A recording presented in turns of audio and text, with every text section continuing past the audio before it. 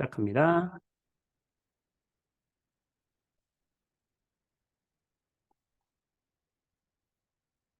네, 반갑습니다, 여러분. 숙제하느라 좀 힘드셨죠? 이번에 여러분들이 공부하실 때 지난 시간에 내용을 너무 급하게 나가는 바람에 여러분들도 좀 쉽지 않았을 거라 생각이 들어요. 그래서 문제 같은 거 풀면서 잠깐 정리를 한번 해보는 시간 갖도록 하겠습니다. 여러분들 문제 잘 풀었었거든요, 보니까. 자, 27번에 보면 우리가 전기 음성도라는 것에 대해서 먼저 이야기를 했었죠. 전기 음성도라는 거. 지난 시간 복습 간단하게 해보겠습니다. 자, 전기 음성도라고 하는 건 뭐였냐면 서로 다른 두 원자가 결합을 했다. 특히 공유 결합을 이야기합니다. 공유 결합을 했을 때 공유하고 있는 이 전자쌍, 이 전자쌍 공유 전자쌍이라고 하는데 이 공유 전자쌍을 얼마나 세게 잡아당길 수 있는가? 자, 이것을 우리가 전기 음성도라고 이야기한다라고 했었죠. 그러면서 이 전기 음성도는 주기율표 상에서 누가 가장 크다 그랬어요? 바로 17쪽에 위치하고 있으면서 이 주기에 위치하고 있는 누구? 바로 플루오린. 플루오린이 전기음성도가 1등이다.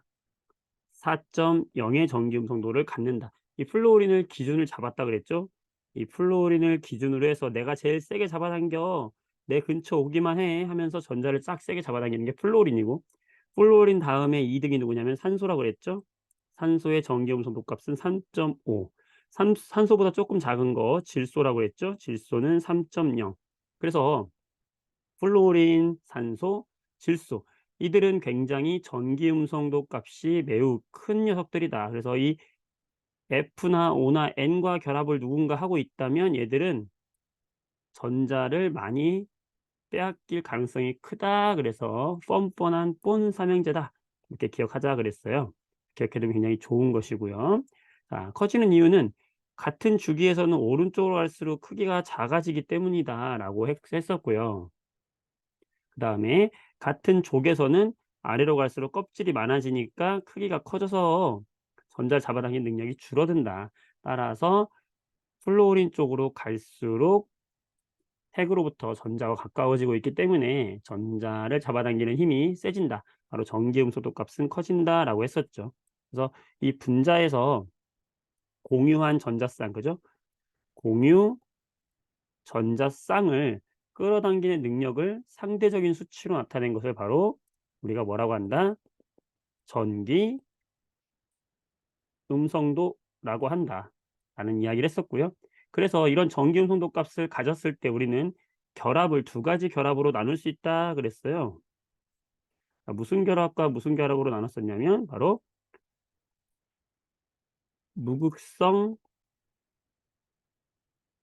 공유 결합과 극성 공유 결합으로 나눌 수 있다 그랬죠. 무극성 공유 결합이라는 건 뭐였냐면 동일한 두 원자, 예를 들면 지금 여기 예시로 나와 있는 H2 이런 애들은 똑같은 전기 음성도 값을 갖고 있으니까 이 공유한 전자쌍을 잡아당기는 힘의 크기가 똑같죠. 똑같으니까 이 전자쌍은 한쪽으로 치우침이 없죠. 치우침이 없다는 것은 우리가 쌍극자 모멘트 값이 0이다. 쌍극자 모멘트라고 하는 거. 쌍극자 모멘트라고 하는 것은 이 전자쌍이 어느 쪽으로 치우치는 정도다. 치우침의 정도라고 생각하시면 되는 거죠. 방향이다. 그랬을 때 쌍극자 모멘트 0이라는 건 치우침이 없다. 이런 경우 공유결합을 무슨 공유결합이다? 무극성 공유결합이다라고 하는 것이고 이 무극성 공유결합을 제외한 나머지 모든 그러니까 전기 음성도의 차이가 있는 모든 원자들의 결합은 조금이라도 치우침이 있기 때문에 쌍극자 모멘트는 0이 아니다. 또는 쌍극자 모멘트가 0보다 크다. 책마다 좀 다른데요. 둘 다 맞는 말이고요. 자, 이래서 우리는 이런 공유결합을 무슨 공유결합이다? 공평하지 않은 공유결합. 손잡자 해놓고 일로 와 하면서 싹 잡아당겨 가지고 끌고 다니는 거야. 그러니까 아파 팔 좀 살살 잡아 하면서 끌려다니는 거 수소가 이런 공유결합을 극성 공유결합이다라고 이야기하는 거죠. 자, 그랬을 때 요 문제 잘못했다고 그랬죠. 요거 문제. 여기서 극성이 큰 것부터 차례대로 한번 찾아보자 했는데 여기 HF는 H2는 무극성 공유결합인 것이죠.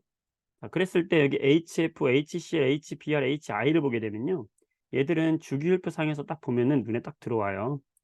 예, 그래서 그림으로 기억하는 게 제일 좋아요. 왜냐면 여기가 F가 여기 있잖아. 플루오린이 17쪽. 17쪽. 이 17쪽을 우리가 뭐라고 하냐면 할로젠 원소들이다라고 했었죠. F 밑에 누가 있어요? Cl 있죠. F보다 껍질이 하나 더 많죠. 그 다음에 또 뭐가 있어요? 브로민이 있죠. Br. 그 다음에 브로민 밑에 뭐 있어요? 아이오딘이 있죠. 더 커지죠. 이쪽으로 갈수록. 크기가 커져요. 대신에 전기 음성도 값은 위로 갈수록 커지는 것이죠. 네, 플루오린 4.0 대장이고 그 밑에 염소, 브로민, 아이오딘은 점점 작아지게 되는 겁니다. 전기 음성도 값만 따져보면요. 이렇게 이렇게 이렇게 그렇죠? 그러면 HF, HCl, HBr, HI가 있을 때 전기 음성도는 플루오린이 가장 크고 염소, 브로민, 아이오딘 이런 순서가 되는 거죠. 그러니까 HF는 마이너스가 부분적으로 굉장히 많고 플러스도 부분적으로 많이 분산될 것이고 HCl은 조금 분산되고 브로민은 좀 더 조금 분산되고 I는 좀 더 조금 분산되고 이런 식으로 생각하시면 되겠죠. 그래서 극성의 크기는 이렇게 가장 커진다라는 사실을 기억해 주시면 되겠습니다. 네. 그리고요. 자, 여기 메테인, 암모니아, 물에 대한 설명으로 옳은 것을 고르시오 돼 있죠. 자, 여기서 결합의 극성을 물어본 것은 메테인은 CH4니까 요렇게 HH가 4개가 이렇게 결합이 되는 거죠. 암모니아는 질소에 수소가 이렇게 결합이 되는 것이고요. 물론 질소는 원자과 전자가 5개이기 때문에 공유 결합에 하나, 둘, 3개를 사용하고 자기가 사용하지 않는 비공유 전자쌍을 하나 가지고 있다는 것도 기억해 주시면 되겠고요. 자, H2O는요. H2O는 산소는 원자과 전자가 몇 개냐면 6개란 말이에요. 다른 거 다 알아두면 좋지만 특히 우리가 꼭 기억할 거는 탄소의 원자과 전자 수는 4개다. 질소의 원자과 전자 수는 5개다. 산소의 원자과 전자 수는 6개다. 굉장히 중요한 거니까 요거는 기억해 주세요. 이들 원자들은 굉장히 시험에서 잘 나오고 굉장히 중요한 거니까 기억을 해 주시고요. 그럼 산소는 원자과 전자가 6개인데 6개 중에서 2개는 손잡는 데 쓴 거죠. 그러면서 나머지 2개는 손잡지 않은 곳에 이렇게 비공유쌍을 쓴 거죠. 비공유쌍 가지고 있겠죠, 이렇게. 그랬을 때 결합의 극성을 보겠다라는 것은 뭘 보는 거예요? 바로 여기 C하고 H 사이의 이 결합. 요게 바로 뭐냐면 손잡았는데 누가 더 세게 잡아당기고 있니? 이게 결합의 극성을 말하는 거예요. NH3에서 결합의 극성은 여길 말하는 것이죠. N과 H. H2O에서는 H와 O를 말하는 것이죠. 자, 그때 탄소하고 질소하고 탄소하고 산소, 질소, 산 탄소. 주기율표 순서대로 그려 볼까요? 자, 다시 주기율표 또 한번 나오죠. 이렇게 주기율표를 보게 되면은 여기 2주기에 보면은 리튬, 베릴륨, 붕소, 그다음 뭐 있어요? 탄소, 질소, 산소, 플루오린, 네온 이렇게 있잖아요. 지금 이 초록색으로 쓴 요 4개가 굉장히 중요한 거거든요.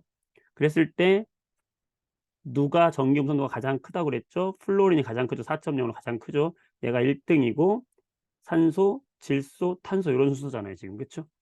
그러면 보면은 여기 물에 있는 H2O는 지금 O하고 H 사이의 결합이니까 얘가 제일 세겠지. 그다음에 N과 H 사이의 극성은 그 다음이겠죠. 그다음 C와 H 사이의 극성이 그 다음이 되겠죠. 잡아당기는 힘의 정도가 산소, 질소, 탄소 순으로 이렇게 되니까 이해되시겠죠? 그래서 결합의 극성이 가장 작은 것은 메테인이 되겠죠. 여기 결합의 극성이 가장 작은 건 C와 H 이걸 말하는 거예요. 이해되시겠죠? 자, 결합의 극성이 가장 큰 것은 NH3가 아니라 가장 큰 건 누가 되겠어요? H2O가 되겠죠. H하고 O 사이가 더 크죠. 수소는 다 동일하게 수소라는 원자들은 다 동일하죠. 거기에 탄소냐 질소냐 산소냐의 차이니까. 그래서 기억은 맞고 얘는 틀렸다. 얘는 암모니아가 아니라 H2O가 될 것이고요. 결합하는 두 원자 사이의 전기 음성 차이가 크면 클수록 극성이 증가한다. 결합의 극성이 증가한다. 맞겠죠?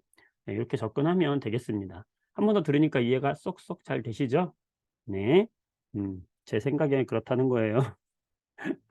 속으로 욕하지 마시고 재밌게 들어봅시다. 자, 그다음 여기 5번을 보게 되면 이 마찬가지로 수소 할로젠의 원소의 결합의 전기 음성도 차이다 그랬어. 할로젠이라고 하면은 얘는 할로젠은 기억합시다. 주기율표상에서 몇 쪽이에요? 17쪽이에요. 그럼 주기율표 딱 우리들 또 눈에 딱 그리는 거예요. 자, 그려보면 17쪽이 할로젠이다. 17쪽에 여기 1주기에 보면은 수소와 헬륨 1주기에는 17쪽이 없어요. 그죠? 왜냐면 여기는 18쪽이고 수소는 1쪽이거든요. 자, 그럼 2주기부터 3, 4, 5 이제 6, 7주기까지 있는데 우리가 기억할 건 여기 2주기. 여기 2주기부터 플루오린, 3주기에 염소, 그다음에 4주기에 브로민, 5주기에 아이오딘. 요 얘네들이 바로 누구다? 17쪽에 속하는 것이고 27쪽에 속하는 애들 우리는 무슨 족이라고 한다? 할로젠 가족이다라고 하는 거예요. 할로젠이다 이렇게 이야기하는 거예요. 자, 그래서 수소 할로젠의 원소의 결합이라는 건 뭐냐면 F와 결합한 수소, 보통 수소를 앞에 쓰거든요. 염소와 결합한 수소, 브로민과 결합한 수소, 아이오딘과 결합한 수소 이거 얘기하는 거예요. 요 네 가지. 여기 써 있잖아. 그래서 그쵸? 그래서 수소 할로젠의 전기 음성도 차이에 따른 쌍극점의 뜻값이다. 보니까 어때요? 플루오린이 전기 음성도 값이 가장 커지잖아요. 위로 갈수록 전기 음성도 값이 커진다 그랬죠? 커지니까 그 차이 역시 어떻겠어요? 커지겠죠? 차이가 커지고 있는 걸 눈으로 보여줄 수 있잖아요. 그쵸? 네. 잘 많이 땡겨간다 이거죠. 수소로부터. 어. 그랬더니 쌍극자 모멘트 값이 같이 커지고 있다. 이거를 해석하는 그래프, 이걸 해석해봐라. 이 표잖아요. 그쵸? 다 아는 내용이에요, 우리가. 음. 아, 세게 잡아당기는 전기 음성도의 차이가 크니까 전하의 쏠림 현상이 크게 나타나고 있구나. 그 얘기죠. 네. 그러니까 결합의 극성이 큰 거부터 나열해라. 그러면 결합의 극성이 큰 거 HF, HCl, HBr, HI 이렇게 써주면 되는 거죠. 그쵸? 이런 식으로 해서 전기음성도는 이런 식으로 접근을 한다라는 사실을 이제 정리해 보시면 되겠습니다. 네, 한 번 더 들으니까 복습이 되셨다고 생각이 들고요. 자, 그다음 이제 우리가 공유 결합을 할 때 루이스 구조식에 대해서 이야기를 했죠. 9번 문제를 한번 보도록 할게요. 네, 그 문제 하면서 루이스식에 대해서 다시 한번 복습을 한번 해보도록 하겠습니다. 자, 우리가 루이스 전자 점식이라고 하는 건 이 전자를 점으로 표현한 식이잖아요. 어떤 전자를 점으로 표현했냐가 중요하죠. 바로 원자가 전자를 점으로 표현했다. 그래서 수소 같은 경우에는 또 주기율표 한번 다시 그려봅시다. 자, 주기율표를 이렇게 쭉 그리고 나서요. 수소, 수헬, 리베, 붕탄, 질산, 풀, 네. 자, 이렇게 한번 해볼게요. 자, 여기서 1쪽 있고 여기가 18쪽이 있습니다. 네. 그랬을 때 우리가 원자과 전자, 수소는 원자과 전자가 하나라고 그랬고요. 헬륨은 원자과 전자가 없다고 그랬죠. 18쪽은 원자과 전자가 없다고 그랬어요. 리튬 원자과 전자 하나, 벨륨 2개, 중소 3개, 탄소 4개. 자, 4개까지는 양옆과 위아래에 하나씩 찍어준다 그랬어요. 왜 그러냐면 우리가 옥텟을 만족하기 위해서 탄소라는 원자가 옥텟을 만족하기 위해서 결합을 할 건데 그러면 하나씩 하나씩 하나씩 하나씩 받아야 옥텟이 만족을 하겠죠. 8개의 8전자를 그쵸? 8개의 전자를 결합을 하려면 자기가 갖고 있는 이 4개의 원자과 전자를 내어주면서 수소 같은 애들이 하나를 줬을 때 같이 손을 잡아야 하는 거죠. 이렇게요. 그쵸? 그러니까 제일 결합을 많이 할 수 있는 것은 4개의 결합을 최대로 하는 것이 바로 4개 결합입니다. 물론 여러분들이 이제 또 이 대학에 일반화하게 가면 5개, 6개 결합하는 것도 나와요. 7개, 8개까지 나오는데 우리 고등 화학원 뭐 수능도 마찬가지고요. 절대로 4개 이상의 결합은 없습니다. 4개까지만 우리가 알고 있으면 돼요. 그래서 일단은 최대로 4개까지 결합을 하기 때문에 점을 찍을 때 4개까지는 홀전자, 이렇게 혼자로 점을 찍는다라는 얘기예요. 결합을 최대 4개까지 할 수 있기 때문에 4개까지는 일단은 각자 점을 찍고, 이 각자 점을 찍은 이렇게 하나의 전자를 우리는 뭐라고 하냐면 홀전자라고 합니다. 예, 일단 이렇게 이해를 하시면 되겠고요. 5개부터는 그래서 질소다 그러면 5개부터는 최대 4개이기 때문에 5개부터는요. 하나의 전자쌍을 갖게 되는 거죠. 결합을 얘네 안 합니다. 5개가 되면. 왜냐하면 옥텟을 만족하기 위해서 이미 나는 5개를 가지고 있잖아요. 5개를 가지고 있으면 나는 몇 개만 더 받으면 돼요. 3개만 더 받으면 되니까 더 받을 필요가 없잖아요. 그래서 이렇게 5개부터는 쌍을 지어 준다. 그리고 그건 결합에 참여하지 않은 뭐다? 비공유 전자쌍이다. 그래서 암모니아 같은 경우는 그래서 수소 3개와 결합을 하는 거죠. 그러면서 질소가 8개가 되면서 옥텟을 만족하는 겁니다. 자, 그러니까 탄소다 그러면 원자과 전자가 몇 개인지를 여러분들이 제일 먼저 할 거는 뭐냐면, 주기율표상에서 원자과 전자가 얘가 몇 개지? 이걸 찾는 게 제일 우선이고요. 그다음 찾았잖아요. 찾으면 얘가 옥텟을 만족하기 위해서 그러면 내가 받아야 할 전자가 그러면은 몇 개지? 자, 요걸 생각을 하는 겁니다. 탄소를 예를 들어 보게 되면 난 지금 4개니까, 나는 현재 4개니까 받아야 할 전자는 몇 개지? 4개를 받아야 하는구나. 그렇게 한 다음에 이 4개를 받아야 하면요. 받고 싶은 만큼 주는 거예요. 공유라는 것은 결국에는 내가 손을 잡는 거기 때문에 받고 싶은 만큼 준다라고 생각하시면 돼요. 그러니까 탄소를 예를 들면 탄소는 4개잖아요, 지금. 원자과정가 4개니까 내가 4개를 받아야 4개를 더 받아야 옥텟을 만족을 하니까 내가 갖고 있는 4개를 다 손을 내미는 거죠. 그러면 상대방으로부터 이 내가 갖고 있는 홀전자 하나씩을 다 결합에 참여시켜야 한다는 겁니다. 그래서 결합이 몇 군데 일어난다? 4군데가 일어난다. 이런 식으로 표현한 것이 바로 뭐다? 루이스 전자점식이다라고 생각하시면 되는 거예요. 그래서 여기 PF3를 봐라 그러면요. P는 인이잖아요. 그럼 인이 어디 있는지 위치를 한번 생각해 보는 거죠. 그럼 주기율표를 딱, 그러니까 주기율표가 제일 중요한 거, 화학에서는. 주기율표를 딱 그려 놓고 우리는 1번부터 20번까지 생각을 하셔야 되고요. 그러면은 네온까지 있고 11번이 누굽니까? 나트륨, 마그네슘, 알루미늄, 규소 어디 있어요? 여기 딱 나오잖아. 그렇죠? 규소는 바로 탄소 밑에 있단 말이에요. 그럼 규소는 탄소보다 껍질 하나 더 많고 원자과 전자는 똑같이 몇 개다? 4개. 규소 인이지, 인. 미안요. 자, 인을 보는 거죠. 인. PF3를 볼 거예요, 지금. 자, 인은 지금 5개죠. 5개면은 인은 어떻게 생긴 것이다? 5개면은 하나, 둘, 셋, 4개 홀전자 찍어 주시고 5개는 어떻게? 짝을 짓는다. 네. 여기에 지금 PF3니까 F가 지금 몇 개 붙은 거예요? 3개가 붙은 거죠. 그러면 이 F는 원자과 전자가 17쪽, 여기 17쪽이니까 그러면 하나, 둘, 셋, 넷, 다섯, 여섯, 7개. 7개니까 3개는 쌍을 짓고 있고 하나만 홀전자겠죠. 그렇죠? 그러면 홀전자끼리 손 잡으면 되는 거잖아요. 따라서 P는 F와 손을 이렇게 잡겠죠. 이렇게. 손을 잡고 P에는 5개의 원자과 전자가 있었기 때문에 3개는 결합에 참여하고 2개는 참여하지 않는 비공유 전자쌍이 하나 있겠고, 공유 전자쌍은 몇 개가 있겠어요?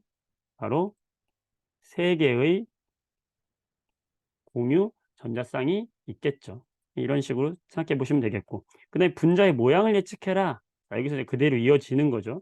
자, 우리가 분자의 모형을 예측하기 위한 원리가 바로 뭐였습니까? 전자쌍 반발의 원리였다라고 했죠. 뭐냐면 중심 원자로부터 전자쌍이 있으면 반발한다라는 거예요. 자, 중심 원자가 있습니다. 전자쌍이 두 개가 나갑니다. 내 쪽에 전자쌍이 두 개가 나갑니다. 하나, 두 개가 나갑니다. 그러면 이 전자쌍의 각도는 가장 멀리 떨어져 있으려고 한다. 두 개의 전자쌍이 나가고 있다. 그럼 가장 멀리 떨어져 있으려고 한다. 180도. 자, 중심 원자에서 세 개의 전자쌍이 있고 싶다. 그러면 가장 멀리 떨어지는 건 이런 삼각형 모양이겠죠. 이런 삼각형 모양. 그래서 몇 도? 120도. 중심 원자로부터 세 개의 방향으로 전자쌍이 나간다. 그러면 이런 평면 삼각형 구조를 하고 있겠다. 중심으로부터 네 개가 나간다. 그러면 하나, 둘, 셋, 네 개가 나간다. 그러면 가장 안정적인 구조는 이렇게 정사면체 구조가 되면서 이 결합각은 109.5도가 된다. 네. 그때 우리는 이 네 개의 전자쌍을 가지고 있는 애를 좀 눈여겨봐야 된다. 대표적인 애가 CH4, 그다음에 NH3, 그다음에 H2O가 있는데요. CH4 같은 경우에는 탄소는 원자 간자가 몇 개예요? 4개죠. 그럼 탄소는 원자 간자가 4개니까 4개의 공유 결합을 수소와 손을 잡으면서 하겠죠. 공유 전자쌍이 몇 개예요? 4개란 말이에요. 얘는 공유 전자쌍만 4개인 거고요. 질소 같은 경우에는 원자과 전자가 5개니까 하나, 둘, 세 개는 홀전자고 나머지 2개는 비공유 전자쌍이 하나 있는 거잖아요.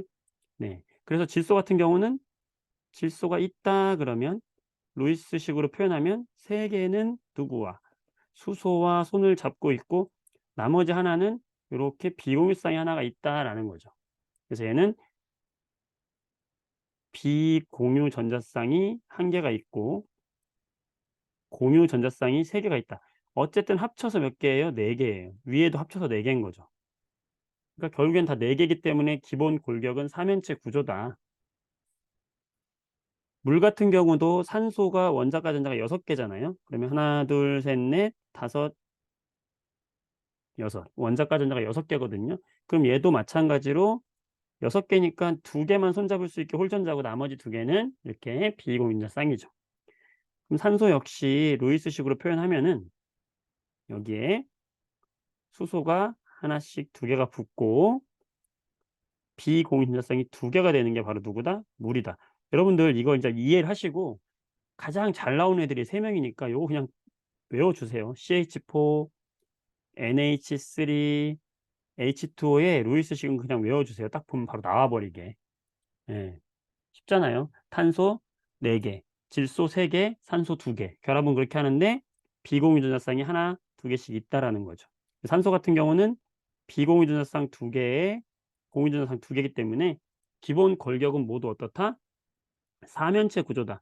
그러니까 메테인 같은 경우는 사면체 구조예요. 자, 암모니아 같은 경우도 사면체 구조예요. 기본 골격은. 물 같은 경우도 사면체 구조예요. 기본 골격은 이렇다고요. 근데 메테인은 여기에 전부 누가 결합되어 있는 거예요? 수소가 결합되어 있기 때문에 얘는 정사면체 구조를 다 하고 있는 것이고 그때의 결합각이 이 결합각이 몇 도? 109.5도가 되는 거예요. 재밌죠? 자, 질소 같은 경우에는 3개는 수소와 결합을 하고 있는 거야. 수소야 손잡아, 손 잡았어. 근데 나머지 하나는 결합하지 않은 비공유 전자쌍이라고 했죠.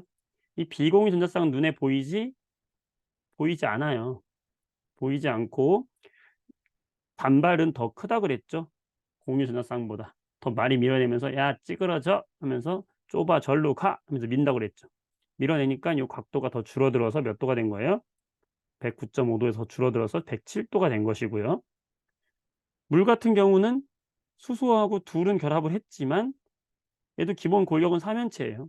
그렇지만 2개는 비공유 전자쌍으로 차지하기 때문에 비공유끼리는 뚱뚱해. 아 좁아 저리 좀 가. 야 좁아 저리 좀 가. 피해는 다 누가 보는 거야? 수소가 보는 거야. 불쌍한 수소. 힘 하나 못 쓰고 "죄송합니다." 그러면서 "야 좁대. 우리가 좀 좁혀 주자." 하는 거지. 그럼 몇 도예요? 104.5도가 되는 거예요. 더 줄어드는 거야 자기들끼리는. 그런데 우리 눈에는 뭐 밖에 안 보여요? 결합한 전자쌍밖에 안 보인다고. 그러니까 메테인을 볼 때는 우리가 눈으로 볼 때는 너 정사면체 구조구나 이렇게 보이는 거지. 근데 암모니아를 볼 때는 위엔 안 보이는 거잖아. 그러니까 삼각뿔만 보이는 것이고 물을 볼 때는 그냥 구분형만 보이는 거예요. 우리 눈에 볼 때는. 그래서 우리는 메테인을 이야기할 때는 뭐라고 한다? 정사면체 구조입니다. 암모니아를 볼 때는 삼각뿔 구조입니다. 물을 볼 때는 구분형 구조예요. 물 불쌍한 우리 형 굽었어. 구분형. 죄송합니다. 자, 네. 그래서 이렇게 생긴 거죠. 자, 그러면 다시 문제로 돌아와서 PF3는 이 중에서 누구와 닮았을까요? 메테인과 닮았나요? 암모니아와 닮았나요? 물과 닮았나요? 그렇죠. 암모니아랑 똑같이 닮았죠. 네, 왜냐하면 바로 주기율표 상에서 여기 질소 바로 밑에 인이 있기 때문이죠. 원자까지 5개 똑같잖아요. 그 모양이 똑같이 닮겠죠. 그러면 PF3도 이렇게 생겼고 얘를 분자 구조로 하면은 기본 골격은 뭐다? 정사면체다. 정사면체 구조인데 이 중에서 F는 3개가 붙었고 나머지 하나는 비공유쌍이라서 얘는 눈에 보이지 않는다. 그럼 무슨 구조가 되겠어요? 삼각뿔 구조가 되겠죠. 네, 이렇게 찾으시면 되겠죠, 여러분들. 네, 그래서 루이스식은 이것처럼 될 것이고 구조는 삼각뿔 구조가 된다는 거죠. 이해되시겠죠? 네, 이렇게 생각하시면 되겠습니다. 네, 숙제했던 거 지금 잠깐 복습하고 있습니다. 네, 좋습니다. 자, 그 다음에 여기 29페이지 보면 여러분들 여기 이건 선생님 설명 안 했기 때문에 좀 어려운 문제 있을 거예요. 여기 6번 문제 보시면은 이 배위결합이라는 게 나오죠. 배위결합. 네. 그 다음에 이제 질문 준 친구가 있었는데 굉장히 좋은 질문을 하셨는데요. 같이 공유 한번 해보겠습니다. 뭐였냐면은 우리가 직선 구조를 이야기하면서 직선형 구조 이야기하면서 예를 들었던 게 BeH2 또는 BeF2 이런 거 들었잖아요. BeF2로 할까요? BeF2 이런 거 들었잖아요. 자, 그랬을 때 지금 BeF2는 여기 둘이 서로 공유 결합을 하고 있다. 그러면서 베릴륨은 예외적으로 옥텟을 만족하지 않아도 베릴륨이 지금 여기 수소가 여기 있고 헬륨이 여기 있고 리튬 여기 있고 베릴륨이 여기 있잖아요. 베릴륨의 원자과 전자는 2개란 말이죠. 2개인데 얘는 8개를 어떻게 채울 수가 없잖아요. 그래서 그냥 BeF2를 했을 때 베릴륨 내 거 2개를 공유 결합에 참여시켜서 내 주위엔 4개밖에 없어요. 그래도 내 주위에 4개밖에 없어도 이런 결합이 이루어진다 하면서 무슨 형? 직선형 구조다. 이렇게 직선형 구조를 하고 있다라는 이야기를 했었잖아요. 그렇죠? 네. 근데 선생님 이상하지 않아요? 왜냐면 선생님 여기 둘은 공유 결합이잖아요, 선생님. 자, 공유 결합은 비금속과 비금속의 결합이라면서요. 그런데 베릴륨은 선생님 얘는 금속 위에 위치해 있는 금속이라고 하셨잖아요. 그러면 금속과 플로린 비금속 간의 결합은 공유 결합이 아니라 이온 결합이 되어야 하는 거 아닌가요? 이온 결합은 금속과 비금속의 결합이라고 했으니까요. 아차 싶은 거지. 공부 많이 한 친구일수록 이런 질문이 나오는 거예요. 네, 아차 싶죠. 여러분들도 지금 들으니까 그러네? 이런 생각 들지 않습니까? 네, 그쵸. 음.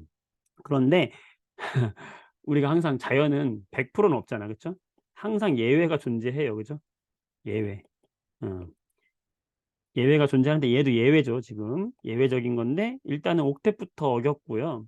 그 다음에 얘는 금속이긴 해요. 그런데 왜 공유 결합을 하냐면 베릴륨의 크기가 2주기에 있다 보니까 크기가 작잖아요. 네, 작아서 이 전자가 2개밖에 없지만 이 전자 2개를 다 내어주지 않고 이 이온 결합도 하기도 해요. 그런데 매우 작아서 핵이 전자를 쉽게 내어주지 않는다. 그 정도로만 생각하시면 되겠어요. 그래서 공유 결합을 하더라.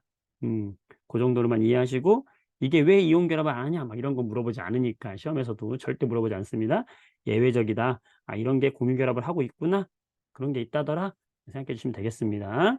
자, 그럼 본격적으로 들어와서 배위 결합은 그럼 뭡니까, 선생님? 우리가 이온 결합 공부했죠.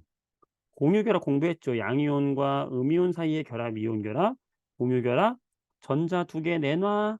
전자 하나씩 손잡자. 공유했어. 공유결합. 자, 금속결합.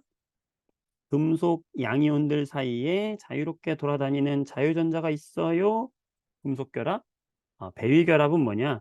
얘는 지금 화원 과정에서 거의 이제 시험에 요즘엔 출제가 안 되고 있기는 한데요. 배위라는 건 뭐냐면 내가 가지고 있는 전자, 예를 들면 질소는 원자까지는 5개라고 그랬잖아요. 5개를 그렸죠. 그럼 암모니아는 원래 어떻게 생긴 겁니까? 요렇게 수소 3개와 결합을 하고 있는 거잖아요. 그때 요 2개의 전자는 지금 질소는 남는 거잖아. 근데 만약에 배고픈 산소가 전자도 없어. 지금 전자 잃어버렸어. 전자도 하나 뺏겼어. H 플러스예요. 그래서 산소가 배고파요, 배고파요 하면서 얘가 막 거지처럼 돌아다니고 있단 말이야. 그런데 이 수소 친구들이 질소님, 제 친구인데요. 쟤 좀 구해주면 안 될까요? 그러니까 얘가 네 친구야. 그러면서 내가 어차피 지금 2개가 있잖아, 여기에. 내가 얘를 2개를 아주 넓은 마음으로 수소한테 야, 일로 와. 그러면 너 내가 붙여줄게 하면서 수소를 저 전자 없는데 괜찮아요?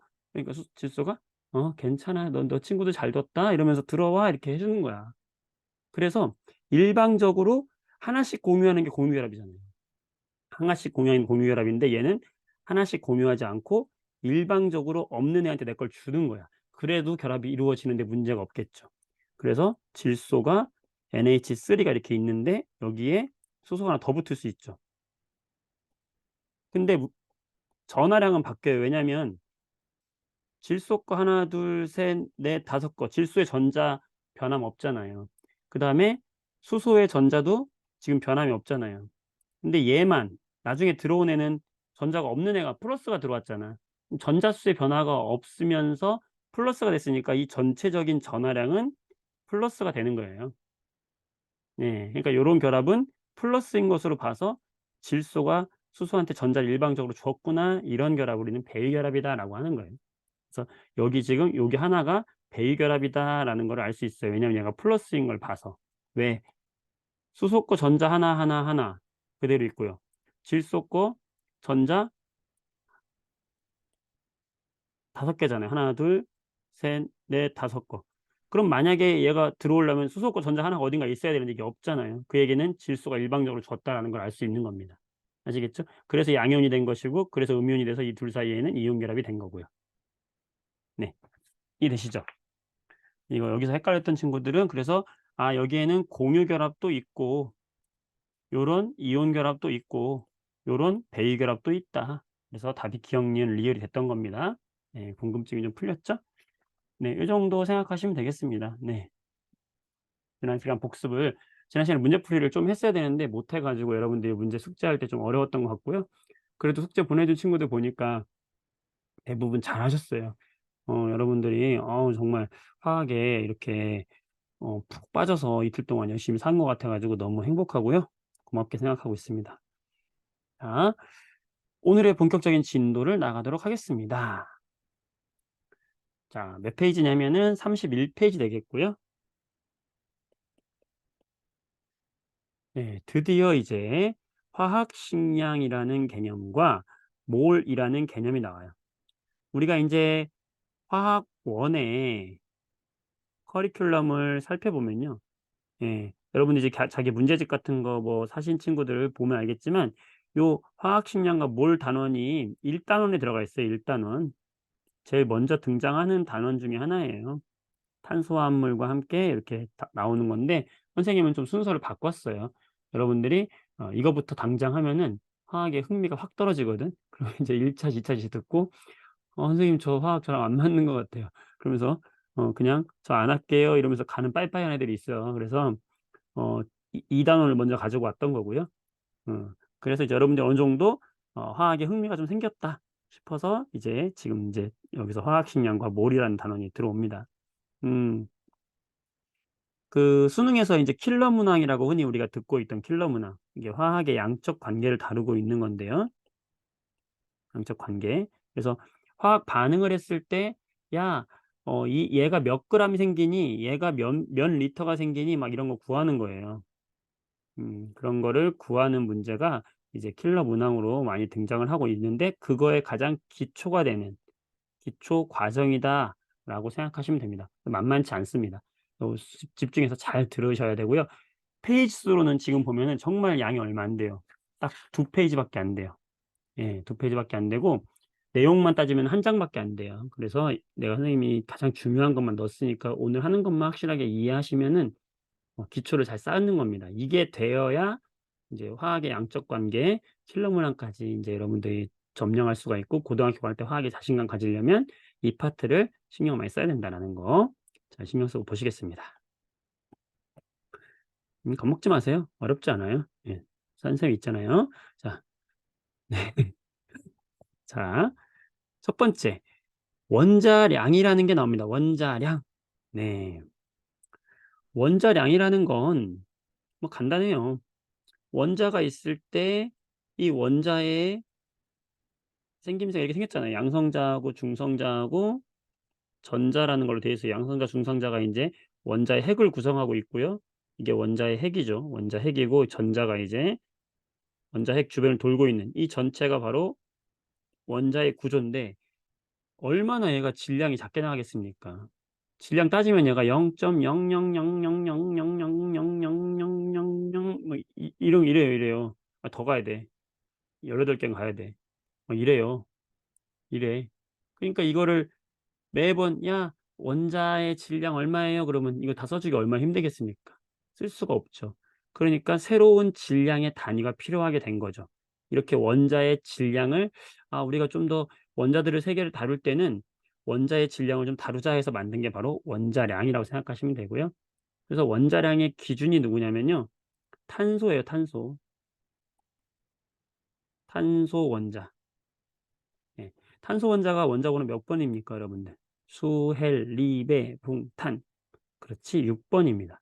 탄소가 6 번이라는 건 양성자가 몇 개 있다는 겁니까? 그렇지 6개 있다는 거예요. 우리가 선생님하고 수업 잘 들은 친구들은 알 수 있죠. 6 개가 있다는 거예요. 근데 이 원자 핵에는요. 양성자하고 질량은 거의 비슷한데 전하량이 없는 애들이 있어요. 그걸 중성자라 그래. 탄소가 중성자도 6 개짜리 애가 있어요 이렇게. 어. 그럴 때 이 양성자하고 중성자하고 질량은요. 거의 같다고 봐요. 얘가 1 이면 얘도 1 이라고 봐요. 그래서 우리가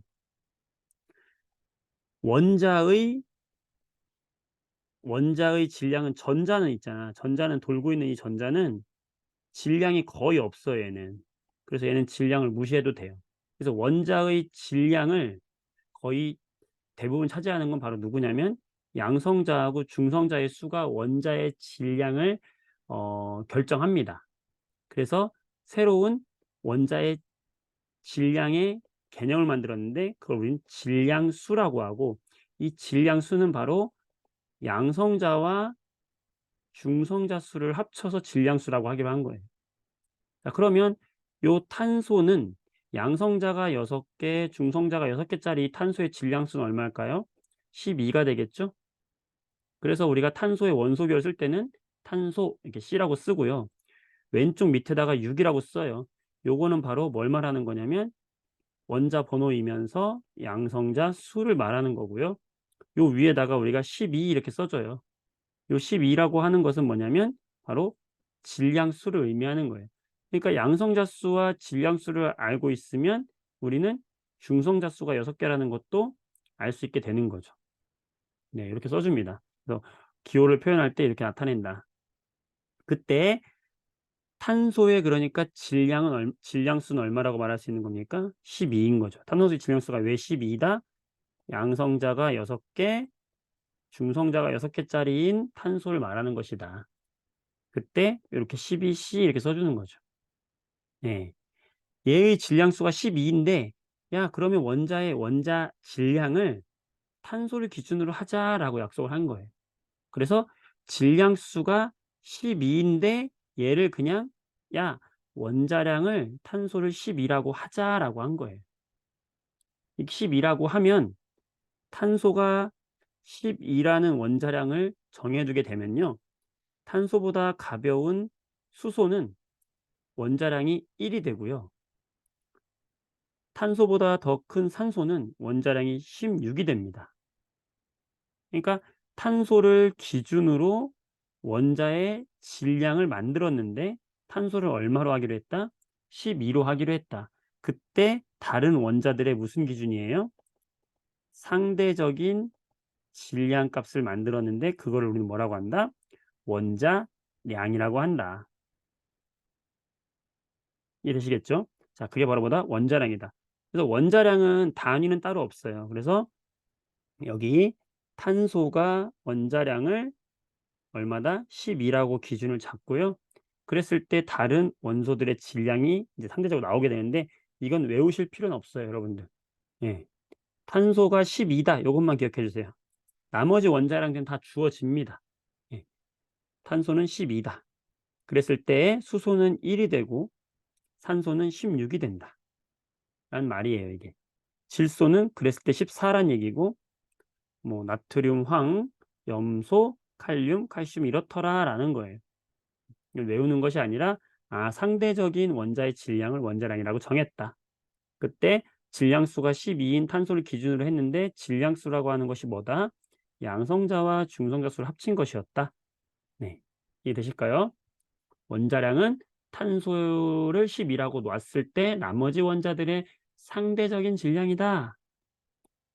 탄소를 12로 놨을 때 나머지 원소들의 상대적인 질량이다. 그래서 단위가 없다는 거예요. 되시겠죠? 자, 그다음에 분자량이라는 게 있어요. 분자량은 그 분자를 구성하는 원자량의 합이에요. 예를 들어서 수소다. 어렵지 않죠? 자, 수소의 원자량이 1이다라고 우리가 알고 있다면 알려준다고 했죠? 얘가 1이다라고 하면 분자량은 2가 되는 거죠. 암모니아의 분자량을 구하시오. 그러면 암모니아의 원자량과 수소의 원자량을 3개를 합쳐주면 되겠죠. 질소는 원자량이 14거든요. 수소가 1이에요. 그렇다면 암모니아 분자의 분자량은 얼마가 되겠어요? 17이 되는 거죠. 자, O2의 분자량도 마찬가지죠. O2라는 건 O 원자 2개가 합쳐진 게 O2 분자죠.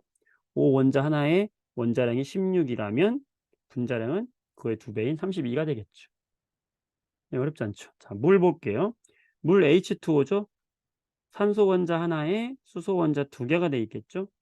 산소 원자는 원자량이 16, 다 알려줍니다. 수소는 1, 그럼 분자량이 얼마예요? 18이 되겠죠.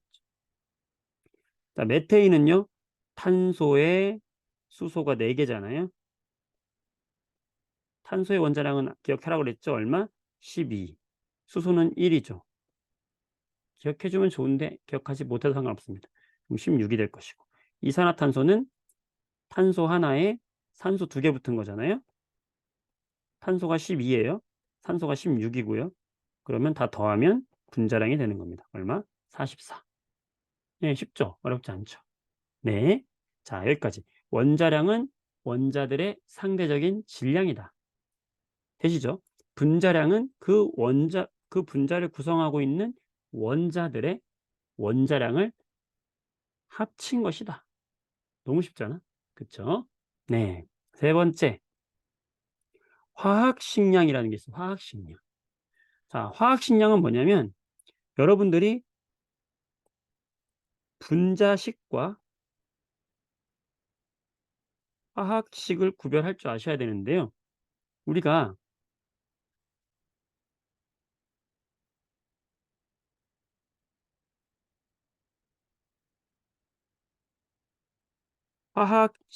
화합물을 나타내는 식을 화학식을 하는데 이 화학식 안에 분자식이라는 분자의 식이 있는 거예요. 우리가 H2, O2, H2O 이런 게 바로 분자식이거든요. 근데 이 분자식은 화학식의 일부예요. 그 분자식과 화학식은 어떤 차이가 있냐? 분자식은요, 얘는 H2라고 하는 것은 실제 H 원자 2개로만 되어 있다는 거예요. H2O라는 것은 산소 하나와 수소 2개로 실제로 이렇게 되어 있는 거예요. 자, 이런 걸 우린 뭐라고 하냐면 분자라고 하는 것이죠. 그런데 우리가 이온 결합 물질 중에서 NaCl 뭡니까? 염화나트륨이죠. 자, 염화나트륨 어떻게 생겼다고 그랬죠? 고체는요. 염화나트륨 고체다 그러면 염화나트륨은 조심해야 될 것이 이렇게 쓴 게 Na하고 Cl하고 하나씩 결합되어 있는 것이 아니에요. 얘들은 나트륨과 염소가 나트륨 주변에 염소가 여러 개가 있고요. 염소 주변에 나트륨이 여러 개가 있는 거예요. 그래서 얘는 뭐냐면 개수의 비가 1대1인 것뿐입니다. 실제로 하나하나 원자로 구성되어 있는 게 아니라 이게 아니라 얘는 뭐가 개수의 비가 1대1이라는 거예요. 그런데 이거를 맨날 뭐 나트륨 100개, 염소 100개 이렇게 쓸 수 없잖아요. 200개, 200개 쓸 수 없잖아. 그래서 그냥 NaCl 1대1 비율만 써준 겁니다. 요런 걸 우리는 화학식이라고 하는 거예요. 그러니까 분자식하고 화학식은 차이가 있죠. NaCl이라고 하는 건 하나하나 실제로 되어 있는 것은 아니지만 우리가 그냥 계속 그렇게 써준다라는 거고 분자식은 실제로 그렇게 되어 있다는 거예요. 차이점 아시겠죠? 그러면 우리는 분자량과 화학식량을 구별할 수 있습니다. 왜냐하면 분자량은 실제 그 분자들의 양을 말하는 것이고 화학식량은 우리가 분자식으로 표현해주지 않은 이런 거 NaCl, CaCO3 그러니까 보통 다 이온결합 화합물들이라 생각하시면 돼요. 이런 애들은 써주는 방식이 바로 이게 뭐냐면 화학식인데 이 화학식은 그냥 구하는 건 똑같아요. 분자량이랑 각각의 원자량을 그냥 합쳐주면 돼요. 선생님 그럼 분자량하고 똑같은 거 아니에요? 똑같이 생각하셔도 돼요. 똑같이 생각하셔도 되는데 엄밀히 말하면 차이가 있다. 화학식은 개수의 비고 분자는 실제 개수다. 그런데 구하는 건 똑같다. NaCl이면 Na와 Cl 더해주면 되고요. CaCO3면 CA와 C와 O 세 개를 더해주면 돼요. 네, 그래서 자 원자량, 분자량, 화학식량까지 우리가 이렇게 이해를 하겠습니다. 여기까지 되시겠죠? 네, 물 한 모금만 먹고요.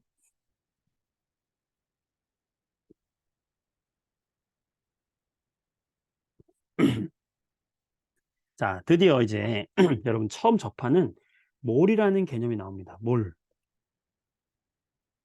겁먹을 필요가 없고 몰이라는 건 뭐냐? 우리가 영어로는 MOLE 이렇게 쓰고 단위로는 쓸 때는 앞으로 쓸 때는 영어로 이렇게 몰 이렇게 쓰거든요. 얘는 이름이고요. 얘 이름이고 이름을 쓸 때 이렇게 쓰고 얘는 단위로 쓸 때는 이렇게 써요. 몰. 좀 뭔가 차이가 있어요. 그리고 우리말로도 몰 이렇게 씁니다. 자, 요건 뭐냐면 우리가 원자를 아까 이야기했지만 수소 원자를 한번 생각해 보자고요. 수소 원자를 바구니에 막 담았어. 담았는데 원자는 아까 하나의 질량이 요 하나의 질량이 0.0000001g이니까 얘들이 얘들이 이렇게 막 많이 모여 있을 때 저울에다가 잰다고 했을 때 얼마나 많은 수가 필요하겠습니까? 예. 그러니까 굉장히 얘들은 질량 자체가 너무 작으니까 우리가 사용하는 이런 그램 단위의 질량으로 빼오려면은 엄청나게 많이 담아야 되겠죠, 얘를. 뭐 수북히 담아야 될 거 아니에요. 예. 수북히 담아 가지고 수소에 수소를 여기다가 가득 담았을 때 수소가 1 g이 될 때의 개수예요. 탄소를 담으면요. 탄소를 담았다. 탄소 원자를 담을 수가 있죠, 우리가. 탄소 원자를 담을 수가 있죠. 그럼 탄소 원자를 막 바구니에 담아. 담아. 담았을 때 탄소가 하나의 원자량이 얼마라고 그랬어요? 12라고 했죠? 이건 상대적인 질량이라고 했잖아. 실제 질량이 아니라 상대적인 질량. 근데 얘를 엄청 담아 가지고 이만큼 담았을 때 얘가 정확하게 12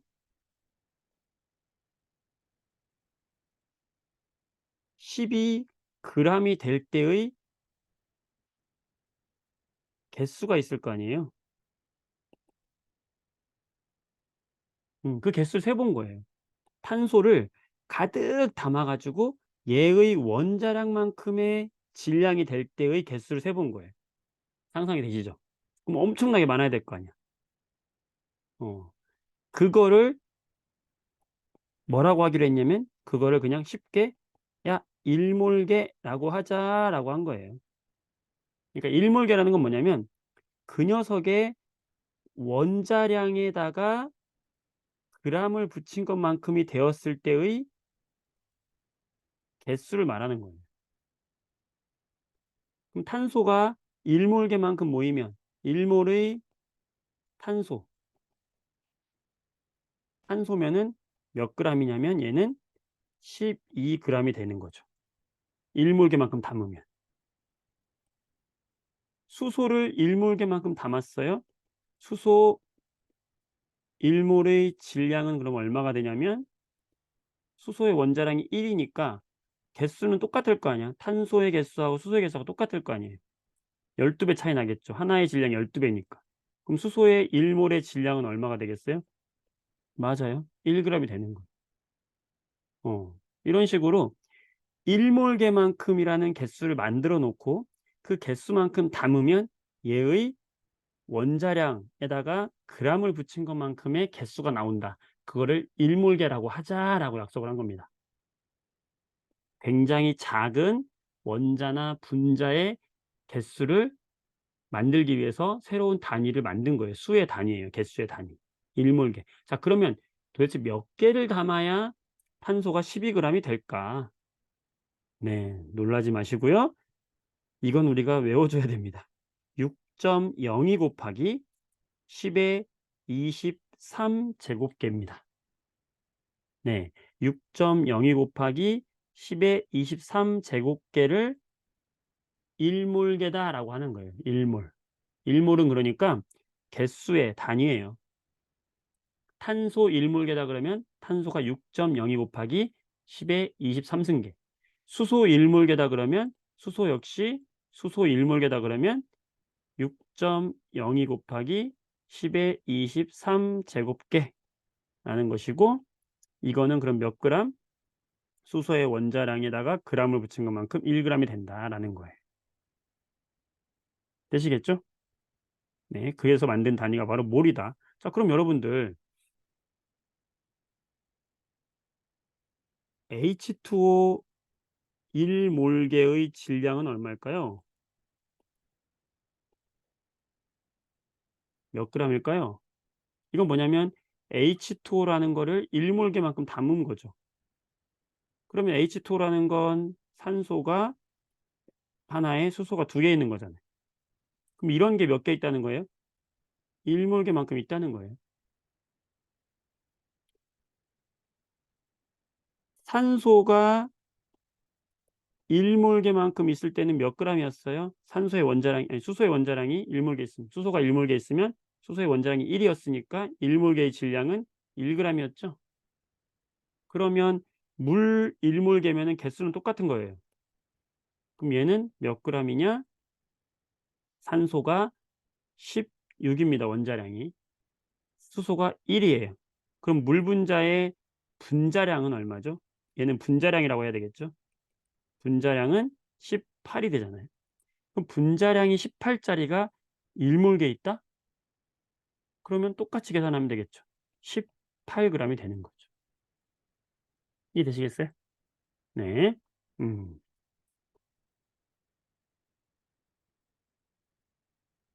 이산화탄소가 1몰계 있다.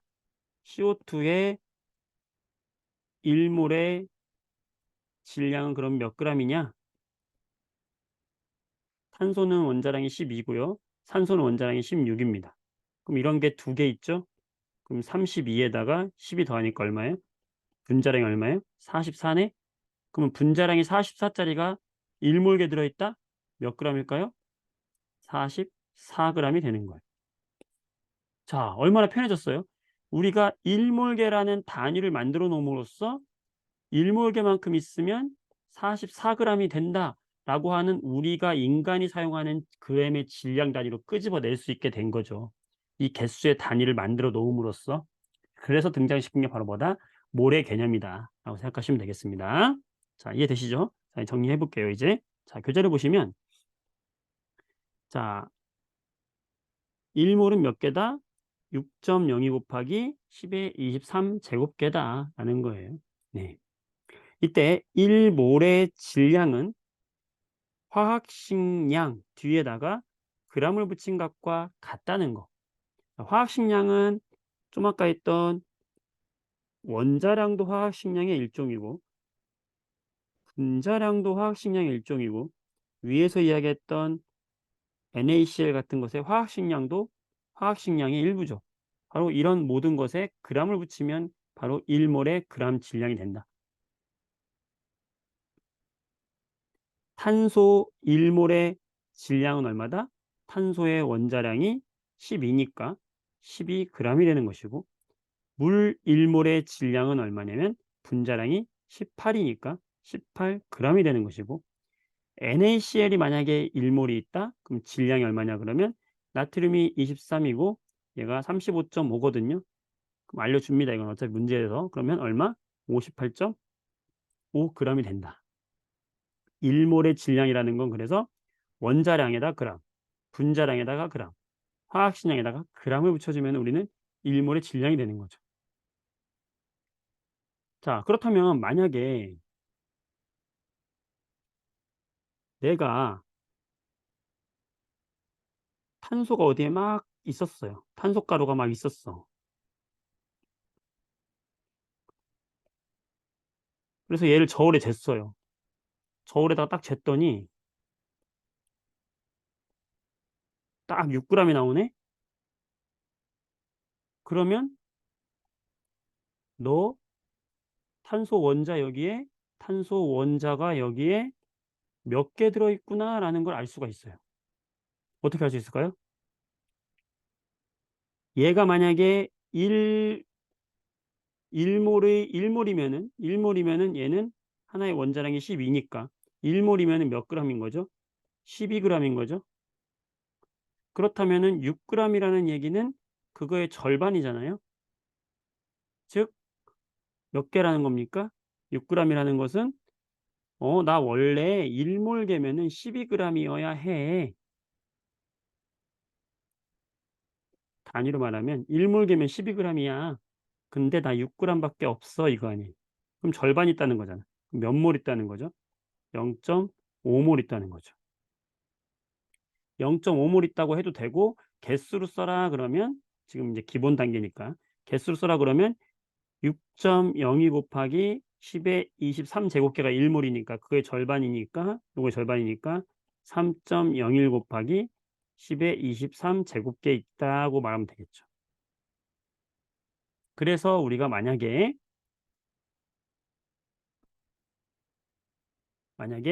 야, 그 물질에 그러면은 몇 몰이 들어있니? 얘가 몇 몰이니? 라고 물어본다면 어떻게 하면 되겠어요? 이 녀석의 1몰에 해당하는 질량, 그걸 우리는 몰 질량이라고 해요.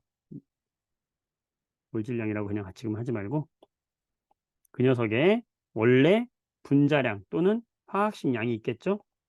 그 화학식량 분에 현재 들어있는 그람 질량. 방금 했잖아요. 탄소 했잖아. 어떻게 했습니까? 탄소가 1몰이면 12g. 화학식량이 10이었잖아요. 10이었을 때 질량이 6g이다. 그러면 절반 들어있는 거예요. 라는 거죠. 그러니까 몇 몰 들어있니? 라는 걸 알려면 이 녀석의 화학식량 분의 그람 질량, 현재 질량을 해주면은 몇 몰인지 알 수 있게 된다는 것이죠. 좀 어렵죠? 네. 이해되실까요? 이 정도로 기억 한번 해줘 보세요. 여기까지. 네. 그때 우리가 탄소의 원자량이 우리가 12라고 했잖아요. 이걸 기준 잡았죠. 원자량은 단위가 없잖아요. 원자량은 단위가 없지만 사실은 이 12가 갖고 있는 의미가 있죠. 이건 무슨 의미가 있는 거죠? 탄소 1 몰의 그람 질량은 12g입니다 라는 말을 얘는 포함하고 있는 거죠. 사실은 원자량이 12다라는 걸 알려준 것은, 원자량이 12예요 라고 알려준 것은 1몰의 질량은 12g입니다 라는 거를 알려준 거와 다름없죠. 그래서 이 원자량을, 원자량 자체는 단위가 없지만 의미가 똑같은 게 뭐냐면 1몰의 질량하고 의미가 똑같은 거예요. 원자량이 12입니다. 그 얘기는 탄소 1몰의 질량이 12g이에요. 이 말하고 똑같죠. 그래서 그 말을 우리는 몰질량이다라고 이야기하면서 단위는 그때는 그램 퍼 몰이라고 할 수 있는 거죠. 그러니까 탄소의 몰질량은 1몰의 질량을 말하는 거니까 12 이건 원자량이고, 탄소의 몰질량은 12g 퍼 몰이라고 할 수 있는 거죠. 1몰의 질량은 12g입니다. 같은 말이에요. 그러니까 같이 쓰기도 해요. 몰질량은 우리가 원자량이나 화학식 양으로 같이 쓰기도 하는데 엄밀히 말하면 의미가 약간 다르죠. 몰질량은 그램 퍼 몰, 1몰의 질량이고, 화학식량은 단위가 없는 그냥 숫자일 뿐이다. 약간 차이가 있지만 같이 써도 상관없습니다. 그때 우리가 그 물질의 양을 구할 때 "야 몇 몰이냐? 몇 몰이냐?" 라고 할 때는 얘의 전체 몰 질량은 12인데 실 6g 들어 있어. 그러면 너는 0.5몰만큼 들어 있구나. 이 얘기예요. 공식으로 보면 어렵지만 이 아까 그림으로 보면은 쉽죠. 이 그림으로 보면 쉽잖아. 탄소가 1몰에 절반 개 들어 있으면 12g의 절반 6g이 되겠죠. 그 얘기예요. 그걸 그냥 식으로 만들어 놓은 겁니다. 이해되시겠죠? 여기까지 하고 넘어갈게요. 복습을 좀 하셔야 됩니다.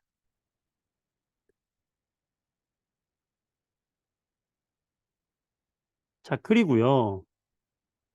자, 그럼 여기서 우리는 뭘 할 수 있냐?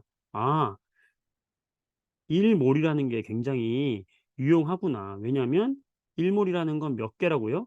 6.02 곱하기 10의 23 제곱계라는 숫자. 뭘 알려준 거예요? 개수를 알려준 거죠. 개수. 아, 1몰은 6.02 곱하기 10의 3승계라는 개수구나 라는 거 알려준 거잖아요. 그리고 방금 이야기했듯이 탄소 1몰의 질량은 12g이었고 수소 1몰의 질량은 1g이었잖아요. 그렇죠? 이런 식으로. 자, H2O 1몰의 질량은 18이었잖아요. 방금 여기 있던 얘들이 바로 뭐예요? 이들의 원자량, 분자량, 즉 화학식량이잖아요. 그 1몰이라는 건 1몰에 뭘 알려주는 거냐면 이 녀석의 그람 질량도 알 수 있는 거죠. 뭐에다가? 얘의 화학식량에다가 그람만 붙여주면 그게 바로 1몰의 그람 질량이 되는 거네 라는 거죠. 얼마나 유용합니까? 야, 1몰이라는 걸 도입을 하니까 얘가 탄소가 화학식량이 12야? 그러면 너 12g이구나. 수소가 1이야? 그럼 너 1몰계 있으면 1g이구나. 너 18이야? 그러면 너 18g이구나. 몇 개 있으면 1몰계 있으면 몇 개 있으면 6.02 곱하기 10의 23승계가 있으면 너는 12g이구나. 너는 1g이구나. 너는 18g이구나. 개수를 알려줬는데 그람 단위로 몇 개인지 개수를 알려줬는데 몇 g인지 알 수 있다는 이런 굉장히 획기적인 단위가 등장하게 된 거예요. 그렇죠? 자, 그다음에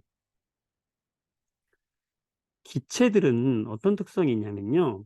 기체들은 크기가 너무 작아요. 기체 입자 자체는 크기가 작아서요. 수소 H2하고 O2하고요. 이 안에 같은 부피가 만약에 같으면요. 그 안에 들어있는 개수도 같다고 가정을 합니다. 기체들일 경우에는 입자가 너무 작아. 원자 분자가 너무 작아서 기체들은 많이 떨어져 있잖아요. 너무 작기 때문에 종류에 관계없이 한 개의 분자가 들어있는 부피는 똑같다고 봐요. 이렇게 가정해도 문제가 없는 거예요. 이렇게 가정을 합니다. 이렇게 가정을 한 법칙이 뭐냐면 아보가드로 법칙이에요. 아보가드로라는 사람이 이런 가정을 하고 했더니 별 문제가 없더라. 그래서 우리가 그냥 가정해 버리거든요. 다시. 기체는 부피가 같으면 같은 개수가 들어 있어요. 반대로 말하면 같은 개수가 들어 있으면 부피가 전부 같다는 거예요. 네. 물론 온도와 압력 변화가 없어야 되겠죠. 온도와 압력이 동일한 조건 상에서 종류에 관계없이 부피가 같으면 개수가 같다는 거예요. 자, 그러면 여러분 생각해 봅시다. 만약에 기체들이라면 기체들이라면 종류에 관계없이 1몰계가 들어있다라고 하면 그 1몰이 갖고 있는 부피는 전부 몇 리터다 그러면 같겠죠. 모든 기체는 모든 기체는 개수가 같으면 부피가 같다고 그랬잖아요, 방금. 그러면 1몰계가 들어 있으면 부피도 전부 같을 거 아니에요. 어떤 조건에서? 온도, 압력이 일정한 조건에서. 그래서 살펴봤더니 0도씨 1기압이라는 조건이라면 모든 기체는 1몰계가 들어 있으면은 이 안에서 이 안에서 수소 기체가 1몰계가 막 움직이고 있는 거나 이 안에서 산소 기체가 1몰계가 막 움직이고 있는 거나 부피가 어떻다? 같더라. 왜냐면 아보가드로 법칙에 의해서 개수가 같으면 부피가 같은 거거든요. 그래서 봤더니 1몰계면은 전부 부피가 얼마냐? 22.4리터를 차지하더라. 얘도 22.4리터고 얘도 22.4리터라는 거예요. 자, 그럼 대박이야. 이제 끝났어. 다 했어요. 우와, 무슨 말이냐? 1몰이라는 단위를 만들어 둠으로써 그 안에 들어있는 개수를 알게 되면 1몰이라는 개수를 알게 되면 우리는 얘가 몇 그램인지 이제 알 수 있게 되는 거예요. 그죠? 그다음에 기체라면 몇 리터인지도 알게 되는 거죠. 뭘 통해서? 1몰이라는 걸 통해서. 그러니까 1몰은 뭐냐면 대박인 거야. 1몰은 6.02 곱하기 10의 23승계면은 몇 그램인지 알게 되고 몇 그램이면은 몇 개인지 알게 되고 몇 개면은 몇 리터인지 알게 되고 몇 리터면은 몇 개인지 알게 되고 몇 그램이면은 기체가 몇 리터인지 알게 되고 몇 리터면은 기체가 몇 그램인지 알게 돼요. 이 1몰이라는 단위를 거쳐감으로써 이 1몰이라는 단위를 거쳐감으로써 우리는 원자들의 개수와 질량과 부피를 왔다 갔다 할 수 있게 되는 거죠. 네. 바로 트리플 역세권과 같다. 원자와 분자의 트리플 역세권이죠. 얼마나 좋아요. 그러니까 우리가 항상 몰이라는 개념을 몇 몰이지라는 걸로 바꿔주기만 하면 몇 그램인지 몇 리터인지 가는 건 쉽다는 거예요. 그래서 몰이라는 개념을 등장을 시켰다. 바로 그 얘기입니다. 여기 나와 있는 건. 자, 교재에 보면 아보가드로 법칙. 아보가드로 법칙은 뭐냐? 온도 압력이 같을 때 모든 기체는 같은 부피 속에 같은 수가 들어있다라는 법칙이다. 같은 수가 들어있다. 같은 부피 속에. 이 말이고요. 그때 기체 1몰의 부피는 22.4리터다. 0도씨 1기압일 때. 그 얘기예요. 그렇다면 기체 1몰의 부피가 22.4리터니까 만약에 거기에 22.4리터가 들어있으면 너 1몰계 들어있구나. 만약에 너 거기에 11.2리터가 들어있으면 너 0.5몰계 들어있구나. 만약에 5.6리터가 들어있으면 너 0.25몰계 들어있구나. 부피를 알려줬는데 개수를 알 수 있는 거지. 네, 이런 식으로 몰을 통해서 우리가 기체 1몰의 부피를 통해서 기체 현재 부피를 알려주면은 기체가 몇 몰 들어있는지를 알 수 있다 이 얘기예요. 그래서 지금 여기 나와 있는 이 그림은 바로 아보가드로 법칙을 나타낸 거죠. 아보가드로 법칙을 나타내고 있는 것이다. 보시면 자, 수소가 1몰계 들어있다? 그럼 수소가 이렇게 들어있겠죠. 그럼 수소 1몰계의 개수는 몇 개겠어요? 6.02 곱하기 10의 23승계. 산소가 1몰계 들어있다? 이렇게 들어있겠죠. 몇 개겠어요? 6.02 곱하기 10의 23승계. 암모니아 1몰계 들어있다? 6.02 곱하기 10의 23제곱계. 이산화탄소 1몰 들어있다. 6.02 곱하기 10의 23제곱계. 같은 개수가 들어있다는 거예요. 1몰이니까. 그죠? 그런데 기체는 부피가 개수가 같으면 부피가 같다. 1몰계 들어있으면 전부 몇 리터다? 0도씨 일기압에서는 22.4리터다. 종류에 관계없이 전부 22.4리터다. 전부 22.4리터다. 근데 질량은 다르겠죠. 왜냐하면 수소의 분자량은 2이기 때문에 질량은 2g일 것이고 산소의 분자량은 32이기 때문에 32g이겠죠. 1몰의 질량. 암모니아는 분자량이 17이기 때문에 17g일 것이고 이산화탄소는 분자량이 44니까 1몰의 질량은 44g이죠. 대박이지 않습니까? 부피를 알려줬는데 몇 g인지 이제 우리는 알 수 있는 거야. 반대로 산소통이 있어요. 산소통을 팔아요. 인터넷에서. 내가 사봤어. 산소 실험하려고 산소통 샀는데 빈통이 온 거예요. 엄청 가벼워. 쟀더니 1.6g이더라고. 2.6g이 아니라 1.6g이더라고. 근데 이거를 3.2g을 합시다. 예를 들어서 좀 헷갈리지 않도록 3.2g짜리 산소통이 왔어요. 이 빈통 제외하고 3.2g이더라고요. 그래서 뭐 빈통이 왔어 이러고서는 산소를 다 썼는데 3.2g 차이 나더라고 처음이랑. 근데 지금 생각해보면 뭡니까 그게 여러분들. 여기에는 산소가 몇 개 들어있었다는 겁니까 여기에. 우린 알아요 이제. 왜? O2라고 하는 것에 얘의 분자량이 얼마냐면은 32예요. 분자량이 32라는 것은 얘 1몰이면은 몇 g이라는 거야? 32g이라는 거예요. 그러면은 3.2g이라는 거는 몇 몰 들어있다는 거예요? 0.1몰 들어있다는 거예요. 그러면 나는 얘 개수까지 알 수 있어. 왜? 6.02 곱하기 10의 23제곱이 1몰계니까 0.1몰이면은 6.02 곱하기 10의 22제곱계가 들어있었네. 누가? 산소 기체가, 눈에 보이지도 않는 산소 기체가 이만큼 들어있다는 걸 내가 지금 아는 거 아니야. 대박이잖아. 네.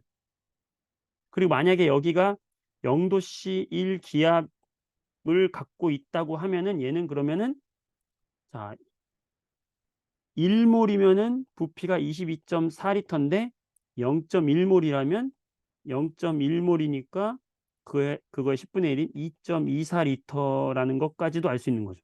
미쳤지 않습니까? 그러니까 몰이라는 걸 도입을 함으로써 그람, 개수, 리터 단위를 이제 왔다 갔다 할 수 있는 이런 놀라운 일이 벌어진 거다. 대박입니다. 그래서 바로 이 그림. 선생님이 그림 그린 게 이거예요. 이제 복잡하게 돼 있지만 이 그림으로 기억하지 마시고 선생님이 써준 요걸로 기억하시는 게 더 편하지 않을까 싶은데 똑같은 거예요. 예. 1몰은 6.02 곱하기 10의 3제곱계, 그다음에 화학식량에다가 g을 붙인 거, 기체 1몰은 22.4리터 기억해 주시면 되겠습니다. 자, 그럼 같이 한번 해봅시다. 이거. 이제 하실 수 있을 거예요. 여러분들 물 54g이 몇 몰인가 한번 해보겠습니다. 물은 H2O고요. 여기에 H와 O의 원자량을 알려줬습니다. 그러면 해볼까요? H2O는 이렇게 해서 원자량이 얘가 16이고 얘가 1이고 1이니까 얘의 분자량은 얼마입니까? 18이죠. 분자량이 18이라는 것은 1몰이면은 18g이에요. 이 말이잖아요. 그런데 54g이네요. 몇 배입니까? 3배네요. 그럼 몇 몰이라는 거예요? 3몰이라는 거죠. 자, 이렇게 쓰셔도 되고 3몰 이렇게 쓰셔도 돼요. 똑같습니다. 이해되실까요? 자, 두 번째 문제. 이산화탄소 2몰의 질량. 여기에 이산화탄소가 들어있는데 여기 이산화탄소 몇 몰 들어있냐면 2몰계 들어있다는 거예요. 그러면은 여기 질량이 있겠죠? 몇 g이겠니? 이거예요. 자, 이산화탄소 CO2에서 여기 위에 보면 탄소의 원자량 12라고 알려줬고요. 산소의 원자량 16이라고 알려줬습니다. 그럼 이산화탄소는 산소가 2개 있으니까 이게 32고 10이니까 얘의 원자량은 얼마입니까? 분자량은 얼마입니까? 44네요. 44가 의미하는 게 뭡니까? 1몰의 질량은 44g이다 이 말이잖아요. 그러면 1몰의 질량이 44g인데 2몰의 질량을 물어봤으니까 그거에 몇 배면 되겠어요? 2배면 되겠죠? 88g이 되겠다. 이산화탄소. 기가 막히죠? 2몰은 88g이다. 우리가 알고 있는 인간 세계의 g으로 뺄 수 있잖아. 여러분들 지금 이 말을 들으면서 처음 몰을 접했는데 소름이 끼친다. 야, 이런 생각을 도대체 어떻게 한 거지? 소름 끼친다. 너무 아름답다, 화학이. 아, 그럼 박수 치세요, 박수. 다 같이 박수 치시면서 짜릿함을 잠시 한 5초 동안 느껴보세요. 야, 이게 몰이라는 걸 도입하니까 눈에 보이지 않는 원자를 우리가 쓰는 g으로 끄집어낼 수가 있네? 몇 g인지 재기만 하면 이 안에 몇 개가 들어있는지 눈에 보이지 않는 거를 내가 상상 능력을 발휘해서 생각할 수가 있네? 와, 정말, 어? 멋있다. 암모- 암모니아. 여러분, 내가 목소리로만 이렇게 하니까 조금, 음, 좀 민망하네요. 이렇게 같이 우리가 칠판 쓰면서 하면 좀 괜찮은데. 자, 암모니아. 나 근데 진짜 놀라워요. 연기하는 게 아니에요, 선생님이. 암모니아 34g의 양은 몇 몰일까요? 자, 암모니아는 NH3입니다. 질소의 원자량은 14고요. 수소의 원자량은 3입니다. 자, 그렇다면 얘의 분자량은 17이죠. 17이 의미하는 건 뭐다? 암모니아는 1몰계만큼 있으면 17g이다. 그런데 그거의 2배가 34g이 들어있네? 그럼 몇 몰이다? 2몰이 들어있네. 응? 2몰 들어있네. 그럼 몇 개일까요? 실제 개수는 1몰이 6.02 곱하기 10의 23제곱개니까 여기다 2 곱하면 되잖아. 그러면 12.02 곱하기 10의 23제곱개 또는 1.202 곱하기 10의 24제곱개 이만큼이 들어있네 라는 것까지 알 수 있는 거죠. 물론 구하는 건 몇 몰이냐만 구하면 돼요. 네, 아름답죠? 자, 물 분자 4몰 속에 들어있는 수소 원자의 양은 얼마냐? 물 분자 4몰 속에 들어있는 수소 원자의 양. 물 분자는 H2O죠? H2O. 요런 게 4몰이 들어있대요. 그 안에 들어있는 뭘 구해라? 수소 원자는 몇 개냐? 자, 어떻게 되냐면 어떻게 될까요? 수소 원자의 몇 몰이냐? 물 분자 한 개에는 H2O 한 개에는 H 원자가 몇 개 들어있나 보세요. 하나, 2개 있잖아요. H 원자가 2개 들어있죠. 그럼 물 분자 3몰에는 H 원자가 2개씩 3몰 들어있겠죠. 그러면 H 원자는 8몰 들어있겠죠. 그죠? 네, 이렇게 하시면 되고요. 이산화탄소 1몰 속에 들어있는 산소의 질량을 구해라. 자, 이거 좀 꽈네요. 이산화탄소 1몰 속에 들어있는 산소의 질량을 구해라.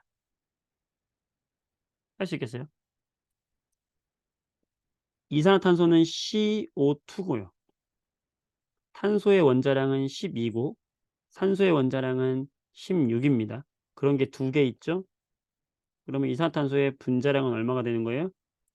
44가 이 녀석의 분자량이네요. 그죠? 네. 이산화탄소 1몰 속에는 산소의 질량이 몇 g이냐? 어떻게 할까요, 여러분들?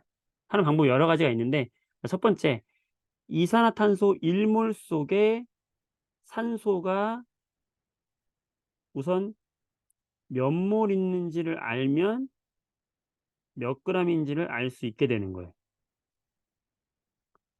이산화탄소 한 개에 한 개당 한 개의 산소 원자는 몇 개씩 있죠? 2개씩 들어있죠? 그러면 이산화탄소 1몰에는 산소 원자는 그의 2배인 몇 몰 들어있어요? 2몰 들어있겠죠? 산소 원자의 원자량이 16이죠. 그 얘기는 이 산소 원자는 16, 1몰 개면은 16g이라는 거고 2몰 개니까 32g이라는 걸 알 수 있죠.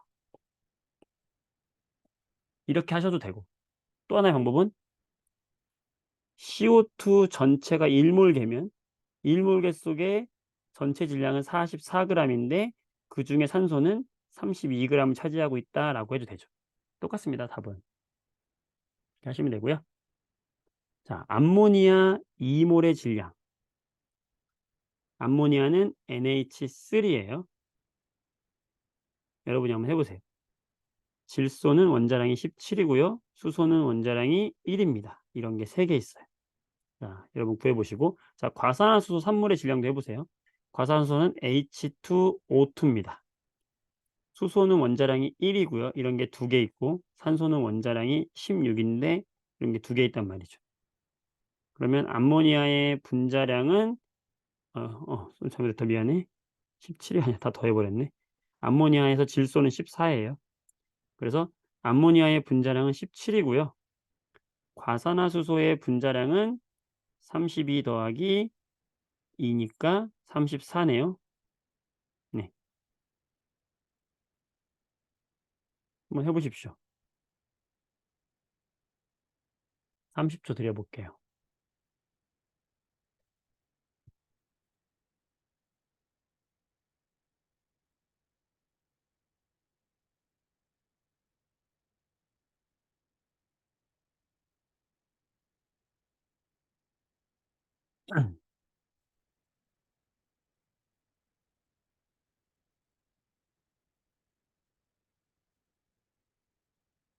자, 같이 한번 해보겠습니다. 암모니아의 분자량이 17이라고 하는 것은 1몰의 질량이 17g이라는 말과 같은 것이죠. 그러면 그거의 2배인 2몰의 질량을 물어본 거니까 질량은 몇 g이에요?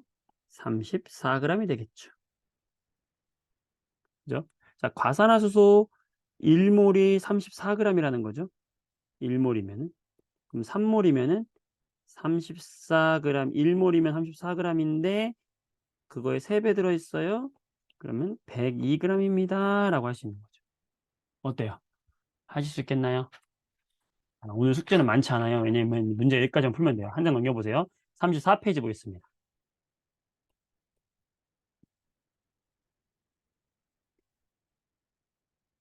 자, 요거 1번 같이 해보겠습니다. 1번. 1번 같이 한번 해보세요. 1번. 이게 무슨 말이냐면 수소가 있는데 수소의 분자량은 2다. 그런데 수소가 들어있는 것의 질량을 재니까 4g이야 이거예요. 그러면 얘는 몇 몰 들어있고 몇 리터니 이거 물어본 거예요. 자, 0도씨 일기압 조건입니다. 여기 안 써있네요. 0도씨 일기압 조건 써주세요. 0도씨 일기압 조건입니다. 0도씨 일기압이 왜 써 있어야 되죠? 우리가 0도씨 일기압이어야 기체 1몰의 부피가 얼마라고 그랬어요? 22.4리터라고 했거든요. 자, 그러면 수소의 분자량이 2인데 4g이래. 2g 들어있어야 1몰이잖아. 그죠? 분자량이 2라는 건 2g이 들어있어야 1몰이라는 거잖아. 근데 4g이 들어있네? 그거에 몇 배 들어있어요? 2배 들어있네? 그럼 양이 2배라는 거 아니에요? 그럼 몇 몰이라는 거예요? 2몰이 들어있네 이 말이죠. 그러면 2몰이니까 기체는 부피가 얼마예요? 22.4의 2배죠? 44.8리터라는 거야. 와우. 여러분 스스로 풀고 놀랐어요? 잘하셨어요? 자, 암모니아. 암모니아의 분자량이 17이라는 거예요. 그런데 이번에는 질량을 알려준 게 아니라 이 암모니아 기체의 부피를 알려준 거예요. 자, 그럼 우리는 이 부피를 통해서 뭘 할 수 있을까? 44.8리터? 그러면 22.4리터의 2배네? 그러면 너는, 너 이몰게 들어있구나. 누굴 속이려고. 이몰게 들어있구나. 그러면 질량이 얼마인지 알 수 있죠. 왜냐면 분자량이 17이라는 것은 1몰의 질량이 17이라는 거니까 2몰이면은 그거의 2배인 34g 들어있구나, 너. 너 내가 저울에 안 재봐도 34g인가 할 수 있어. 미쳤다. 대박이다. 자, 이산화탄소. CO2의 분자량이 얼마인지 안 알려줬어요. 그런데 0.5몰의 질량이 22g이래요. 그러면 1몰의 질량은 몇 g이겠어요? 44g이겠네. 그죠? 1몰의 질량이 바로 분자량이잖아. 그래서 44가 되는 거죠. 네. 그러면 얘는 0.5몰 들어있으니까 부피는 22.4의 절반인 11.2리터가 되겠네요. 할 수 있을까요? 자, 이거를 이해를 먼저 하시고요. 여러분들 중요한 건 이해예요. 공식보다는 이해를 먼저 하시고요. 그 다음에 이걸 이해하셨다면 공식으로 알려드릴게요. 이해하셨으면 이겁니다. 자, 몰수는, 야, 몇 몰 들어있니? 몰수는 그 녀석의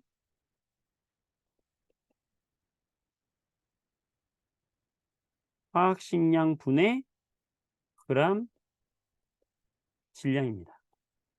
이걸 단위로 어떻게 쓰냐면 우리가 몰수는 기호로 N이라고 소문자 N을 많이 써요. N. 화학식량은 대문자 M을 많이 써요. 그람 질량은 소문자 W를 많이 써요. 여러분이 그래서 요거를 공식으로 N은 N분의 W 이렇게 하나를 기억해 두면 굉장히 유용합니다. 나중에는. 일단은 근데 이 공식보다는 선생님 일단 개념반에서는 이걸 이해를 먼저 하는 게 중요합니다. 이해를 하시고 푸는 게 중요해요. 자, 왜냐하면 같은 문제인데요. 다시 한번 해볼게요. 자, 이렇게 이해하셨죠? 이해하셔서 푸는 게 제일 좋고요. 자, 그랬다면 공식으로도 금방 푼다는 거죠. 왜냐하면 몰을 구해라 그랬어요. 몰수를 구했다 그러면 N은 N분의 W예요. 화학식량분의 그람 질량이에요. 화학식량이 2예요. 그람 질량이 4예요. 2몰이에요. 딱 나오잖아. 그지? 그럼 2몰의 부피는 44.8리터예요. 딱 나오잖아. 그래서 이 공식을 알고 있으면 굉장히 편하다는 거죠. 그럼 선생님 이거 2번 같은 경우는 어떻게 합니까?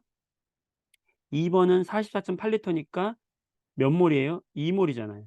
그러면 분자량과 몰수를 알고 있으니까 N은 N분의 W에서 여기선 지금 W는 그람 질량을 구하라는 거잖아. 그러면 W는 몰수 곱하기 분자량이니까 몰수 곱하기 2몰에 몰수 곱하기 분자량 17하니까 얘가 34 딱 나오는 거야 이렇게.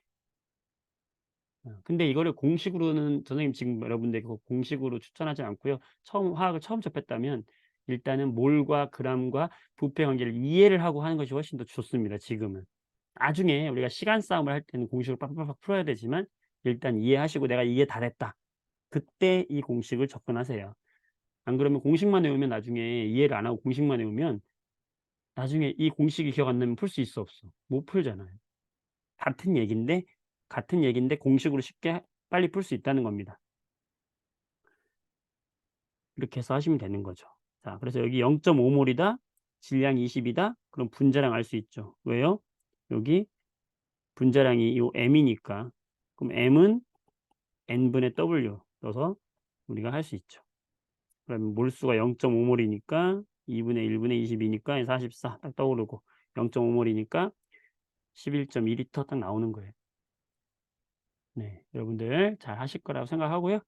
그럼 접근해 보세요. 그러면 여러분들 쉽게 2번, 3번, 4번 쉽게 풀 수 있고요.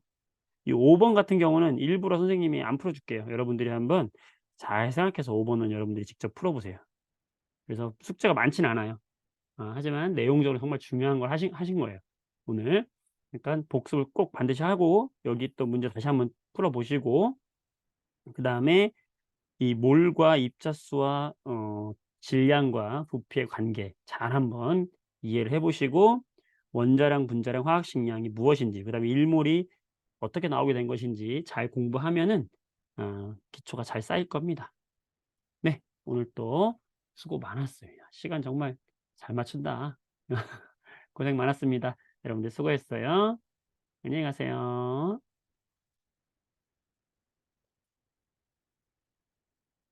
네. 고맙습니다.